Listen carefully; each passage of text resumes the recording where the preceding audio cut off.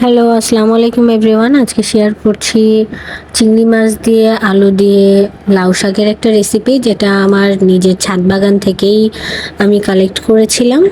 এবং এখানে কোনো রকম কোনো সার ইউজ করা নেই বিধায় স্বাদটা একটু অন্যরকম হয়েছিল। তো এখানে প্রথমে আমি সাদা তেলের ভিতরে কাঁচামরিচ বাটা দিয়ে দিয়েছি, তারপর পেঁয়াজ বাটা, রসুন বাটা, জিরাটা আমি এখানে স্কিপ করছি। এবং তারপর এখানে আমি একটু নারকেল দুধ দিয়ে মশলাটাকে কষিয়ে নিচ্ছি। এবং নারকেল দুধের যখন হালকা করে তেল বেরিয়ে আসবে তখন এখানে চিংড়ি মাছটা অ্যাড করে দিব। চিংড়ি মাছ অ্যাড করে দেওয়ার পরেও দেখা যাচ্ছে 1-1.5 মিনিট যদি আপনি একটু কষিয়ে নেন, তখন চিংড়ি মাছের ভেতরে লবণটা ঠিক মতন যায়।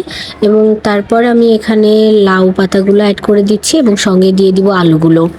আমি এখানে আলুগুলোকে আগে থেকে ভেজে রাখিনি বা কোনো রকম কোনো সিদ্ধও করে নেয়নি। এখানে কষানোর ভেতরে আলু আর শাক দুইটাই সিদ্ধ হয়ে যাবে। এবং ঝোলের পানি এখানে আমি নারকেল দুধের যে পানিটা সেটা ইউজ করছি, এক্সট্রা এখানে কোনো পানি আমি অ্যাড করিনি। এবং পরিমাণ মতন লবণটা আমি লাস্টে দেওয়ার ট্রাই করি শাকে, বিশেষ করে যেহেতু শাক জাল দেওয়ার পরে কিছুটা কমে যায়, এই জন্য পরে আপনারা লবণ অ্যাড করলে বিষয়টা ব্যালেন্স থাকে। তো এখানে আমি যতটুকু ঝোল রাখবো এটা ডিসাইড করার পর আর জালে আমি রাখিনি। এবং শাক একটু বেশি জালে রান্না করলেই আমার মনে হয় বেটার হয়। তো কেমন হলো সবাই জানাবেন।